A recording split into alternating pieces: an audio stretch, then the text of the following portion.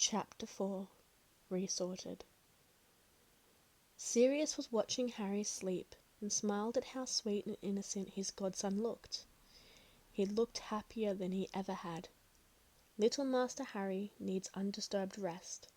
No good master is not to be bothering little Master Harry, Creature told Sirius sternly, shaking his long bony finger at him, just like he had when Sirius was a little boy.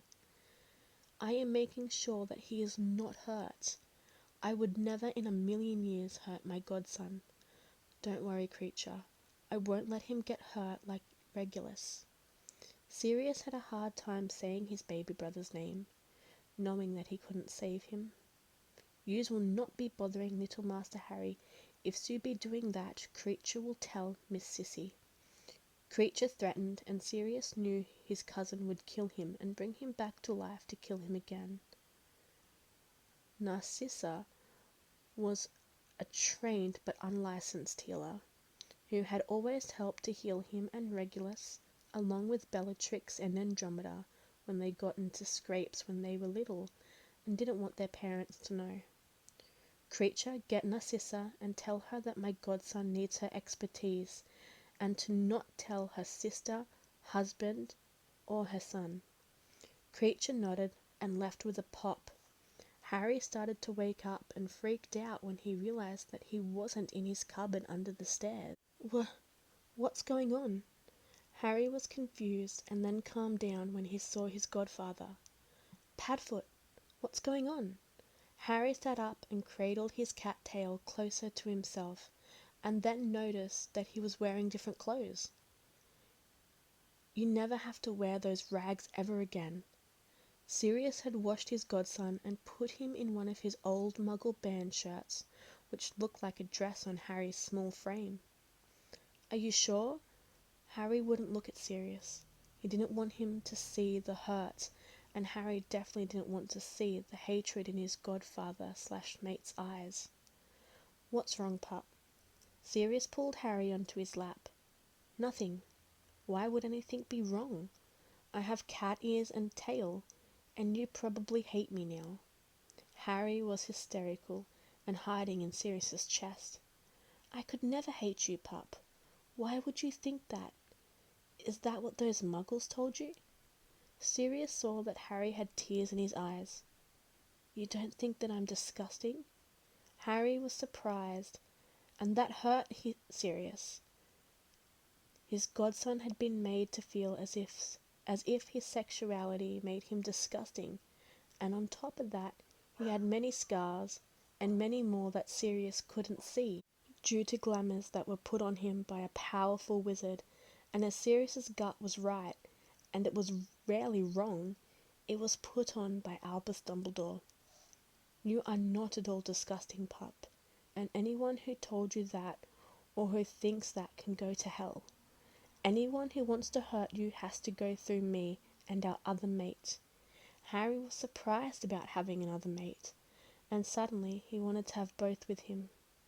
Where is our other mate? Harry asked, and then shyly hid in Sirius's neck. He is not someone that can come to us right now, pup. I know that if he could be with us right now, he would be holding you. Harry snuggled into his godfather's lap. When Sirius started to pat Harry's cat ears, that made the boy start to purr again. What is going to happen to me now? Harry asked worriedly.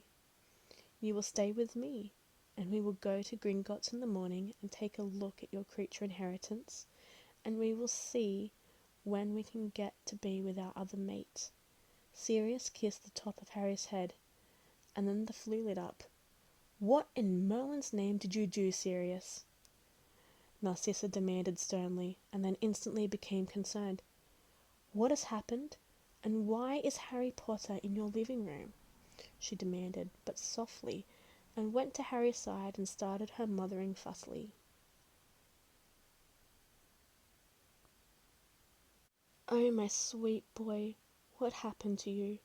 She asked, and she ran a few tests and then held a sobbing Harry close. I need to take off these glamours, Harry, to see the damage and heal you.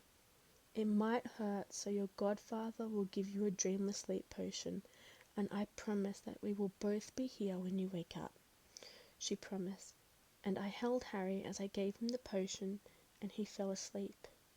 With each diagnostic spell that she cast, the list of injuries grew, and Sirius started to feel sick.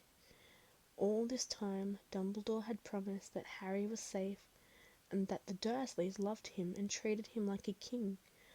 Only from what Sirius could see, Harry was treated worse than even a house elf. "Sissa?" Sirius was near tears, and saw that his cousin was crying silently.